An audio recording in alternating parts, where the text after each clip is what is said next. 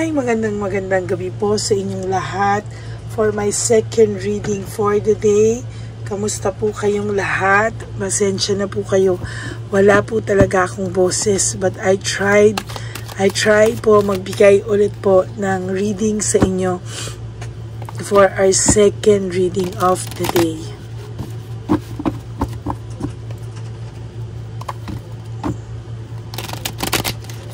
Malasahin lang muna po natin. Ano po kaya ang makikita natin sa second reading of the day today? No? Malasahin lang po natin maigi.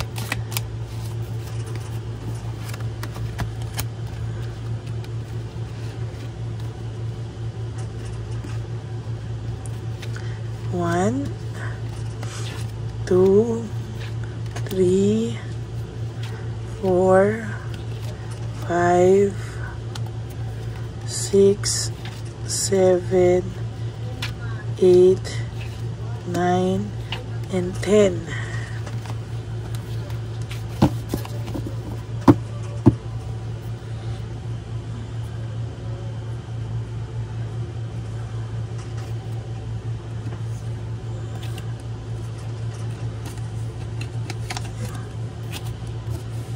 Okay.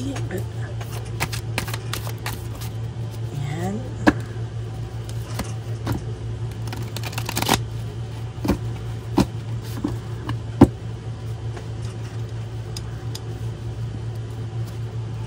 Okay.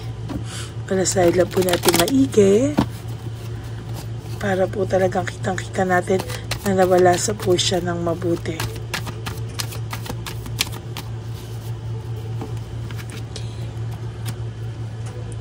Ayan. Okay, pili na po tayo. Pili na po tayo ng 10. 1, 2, 3, 4, 5, 6, 7, 8, 9, and 10.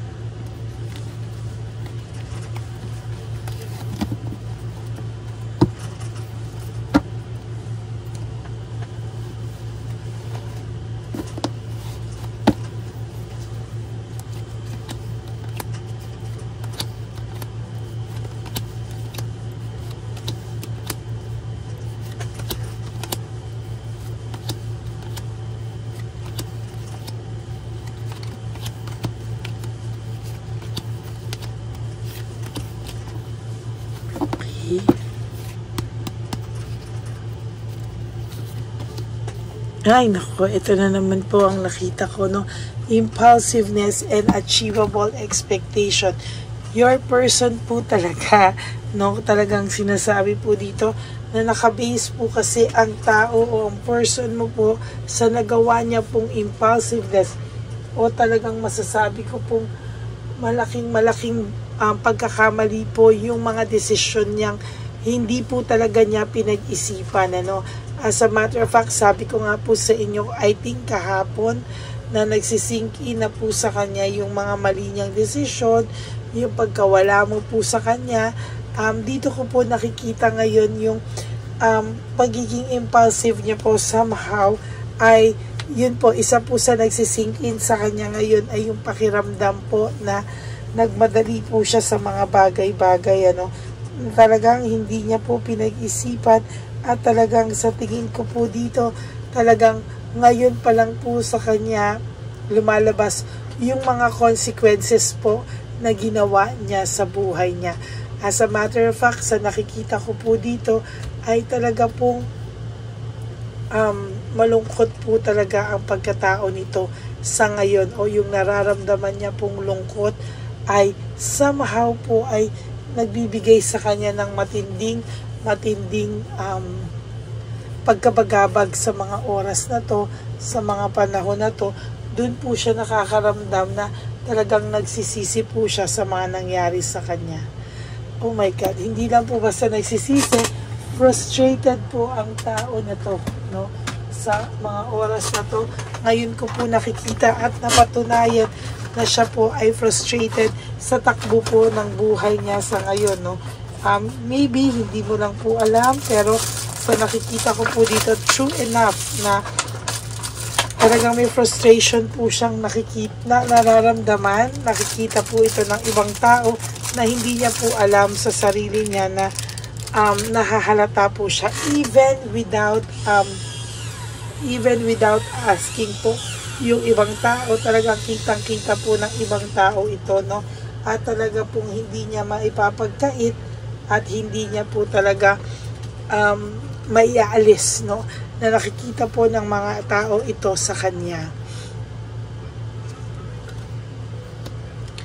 Lack of support, talagang ang tao po ito ngayon niya po nare-realize kung sino daw yung taong tunay na nandyan nung walang-wala siya. Tunay na,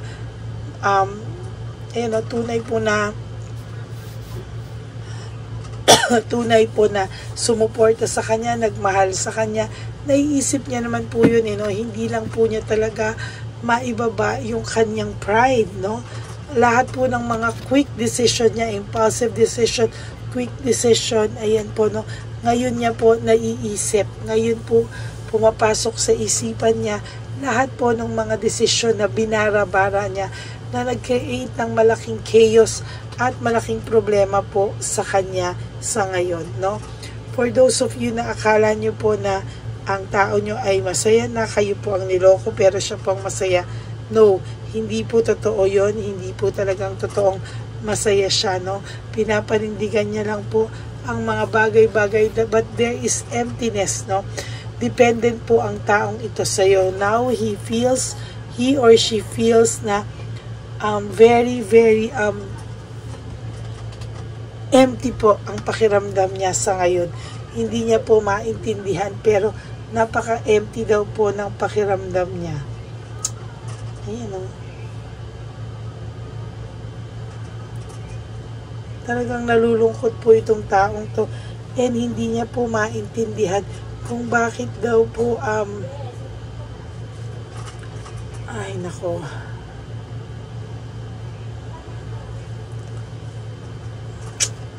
pasensya na po kayo, yung lalamunan ko minsan kumakati pa din, nahihirapan po akong magsalita, pero I hope na naiintindihan nyo naman po, no? Pero ayan na, no? So nakikita ko po dito, very, very empty po siya, at sa totoo lang po, dependent sa inyong taong to, kaya ngayon nakakaramdam po siya ng matinding emptiness, no? Talagang kung titingnan po natin, matindi po yung emptiness na nararamdaman niya. Next is disappointment. Oh my God, ano ba itong klaseng barahan niya, no? Sa ngayon po, nakakaramdam siya ng matinding disappointment sa buhay niya, or yung resulta po ng nangyari sa lahat ng nagawa niya ay nagkaroon po siya ng matinding disappointment for whatever reason. Hindi niya po alam, no? Ayan po yung lumabas, false success and living beyond means, no? So, totoo lang po, living beyond means ang taong ito. Kahit po akala mo meron siya, mayaman na siya ngayon, or kahit pa paano nakaahon-ahon, hindi po, this is false success. As a matter of fact, ngayon po na meron siyang konting pinagkakaabalahan, the more po na talagang wala po itong pera, or panay loan din po ito, sa totoo lang. Distracted po siya, yun yung sinasabi ko, there's a distraction and a lack of rewards, no? Lack of rewards meaning talaga pong sa nakikita ko dito ay nag-struggle po siya talaga financially, no? Financially nag-struggle siya. Dati po naiisip niya po na hindi mo po siya pinabayaan, ano? Hindi pa po siya nagsasalita, sinusolve mo na po agad yung problema niya, but now mag-isa po siya sa hirap niya ngayon, ano? Somehow there's anger and argument. Palagi po silang nag-aaway, pero ang saya-saya po ng mga post ni Chabilitang Palaka, or ang saya-saya po ng post ng iyong person, ano, it is because gusto lang po nilang manalo, no? Gusto lang po nilang manalo, at sa nakikita ko po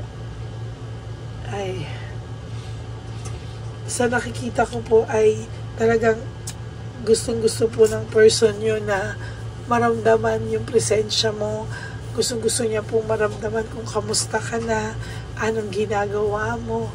Pero dahil po sa too much pride, ayun o, hirap na hirap po siyang ilabas kung ano po yung totoo pong pakiramdam niya dito sa sitwasyon nyo. Ayan o, kahit po anong gawin ng tao nito, magpaka-hard work, yung hard work niya, yung pagiging responsible niya, wala po, no, bumabagsak po siya sa failure because hindi niya po talaga masabi kung ano daw po ang nangyayari, no.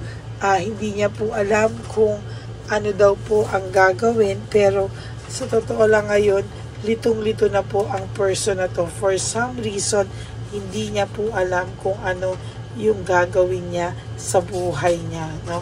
He's just going with the flow, no. Nag-go with the flow lang po siya, and somehow sa nakikita ko po dito, talaga pong nakikita ko dito na malungkot po siya ngayon, no. Too much emptiness and too much loneliness. Halos i-isolate niya na po yung sarili niya, no. Taken advantage of, feeling ko po itong taong na to because of your too much kindness, no. Sa totoo lang po, na take advantage niya ng hindi niya alam, hindi niya naman sinasadya na too much, maabuso ka po talaga, no. And as a matter of fact, hindi niya na po alam ano po yung kanyang gagawin. Naging greedy po kasi siya, no? Naging greedy po siya. Sobra po yung power niya, no? Parang pakiramdam niya ay, wow, na-overwhelm po siya sa power, sa bagong mundo. Na-overwhelm po siya doon. Na ang akala niya po somehow is meron po siyang pagmamatigas, no, na nakikita ko po dito, nagmatigas po siya, and somehow hindi niya po alam kung ano daw po ang kanyang ano daw po yung nangyari, no. Nagulantang na lang siya, ba't siya nagkaganon? Somehow bigla po siya nagtaka, ano nangyari sa akin? Bakit ako naging ganito? Hindi naman ako ganito, no. And sa nakikita ko po, there's too much sadness, loneliness, at talaga pong iniiwasan niya rin po yung mga tao sa paligid niya dahil po napapahiya rin po ito, at parang na ano po siya na hindi niya pa kayang ayusin sa ngayon, no? Hindi niya pa po kayang kausapin sa ngayon. Lahat po ng tao na nagawan niya ng hindi maganda, hindi niya po kayang harapin sa ngayon. Ito po yung sinasabi ko sa inyo, lumabas, oh. Ayaw niyang pinag-uusapan siya, ina-isolate niya po yung sarili niya, at alam niya po na marami siyang nagawa na pagchichismisan siya, no, pero wala po no, talagang sa nakikita ko po dito ay talagang unti-unti po siyang kinakain, ano, kinakain po siya talaga ng pride, ng ego, ng loneliness, isolation, no, plus the fact na meron siyang dissatisfaction and lack of inner joy.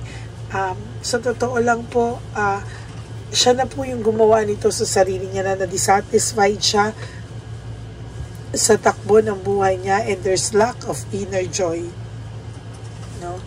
Yan po yung sinasabi ko sa inyo na hindi niya po kakayanin. Ayan po talaga, oh, intrigue. Ayaw niya po ng intriga, gusto niya po ng katahimikan, pero sa totoo lang po, hindi niya po malaman-laman bakit daw at bakit ganyan ang nangyayari sa kanya. There's hatred and maliciousness, no. Talagang lagi po silang nag-aaway, no.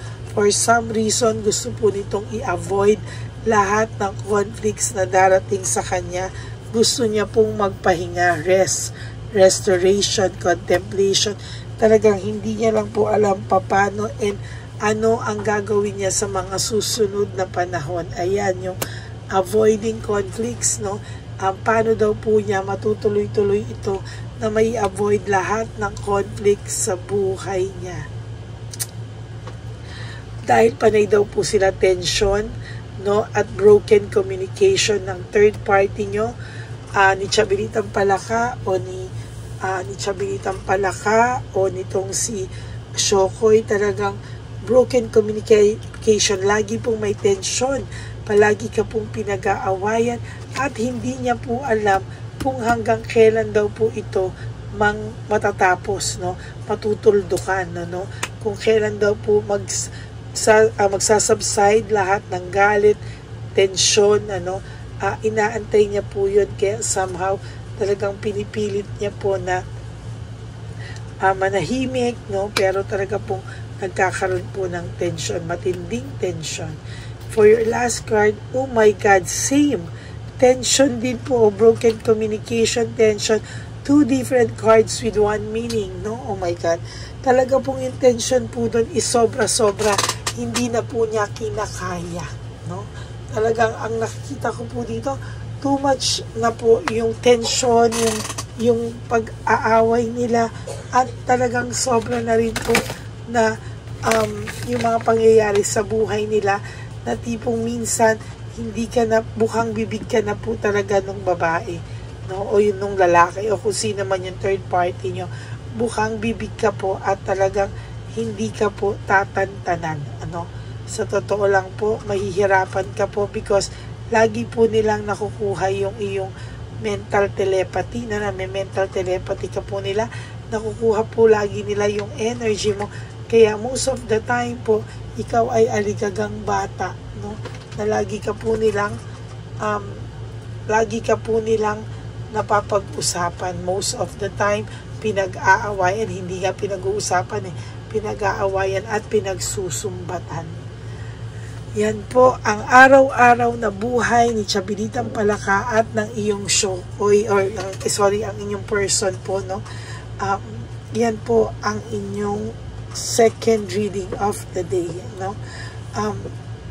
Wala po talaga ang gulo-gulo po ng sitwasyon ng inyong third party at ng person nyo sa ngayon. Kabaliktaran po talaga ng mga pakita nila, no? Talagang magulo po sila sa sitwasyon nila ngayon, magulo ang nangyayari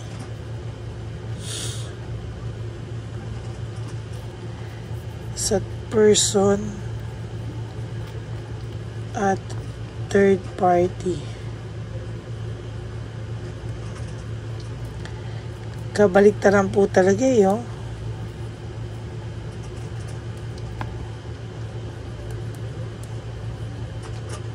kabaliktaran talaga ang nangyayari. At lagi ka pong kasama sa away nila. Hindi ka po nawawala. So that's it for your second reading of the day, no? Magulo po ang nangyayari sa person mo at ang third party. Kabaliktaran po talaga ang nangyayari. So yan, no? Nagsisimula na po yung karma talaga nila yan. At wala po tayong magagawa dyan dahil tadhana po ang sumingil sa kanila. Okay? So for those of you po who would like to know that if this energy is for you, you may contact me po at Lady Lee Elena. That's L-A-D-Y-L-Y Elena. Nasa dulo po yan na ating video. Diyan nyo lang po ako pwedeng kontakin. That's my only official and legit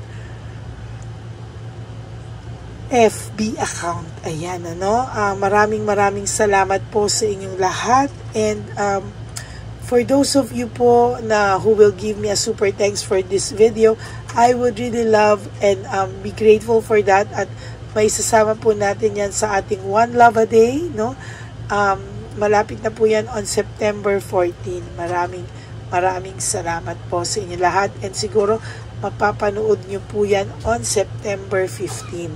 Yan, sana po kung gaano kayo ka-active manood ng aking mga video sa paghuhula, sana po ay panoorin nyo rin po yung ating One Love a Day para maging happy po kayo at maging masaya kung saan po napupunta din ang inyong mga donations.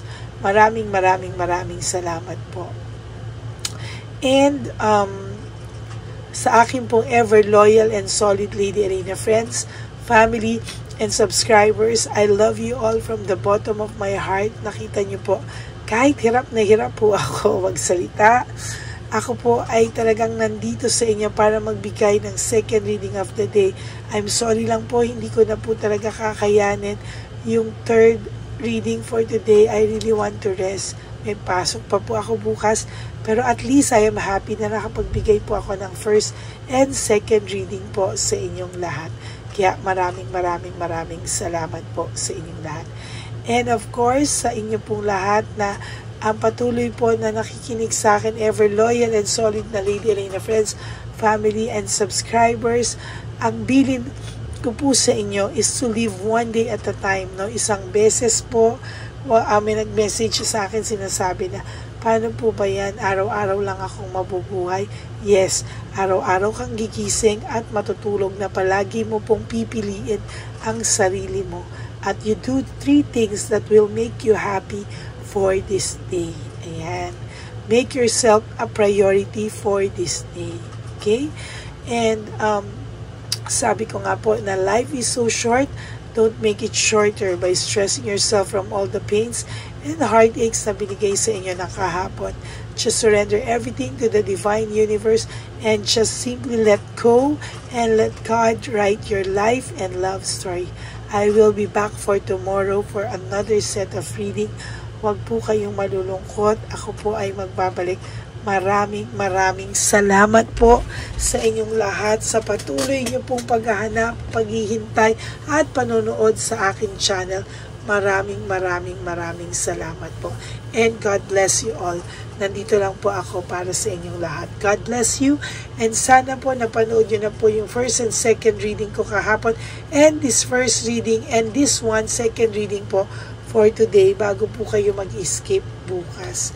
And please, no skipping of ads po. Tulong nyo na po yan please sa ating channel. Okay? Kaya good night po. Maraming pong salamat. And I will be back tomorrow for another set of reading. Maraming salamat po. And God bless you all. I love you all. Bye!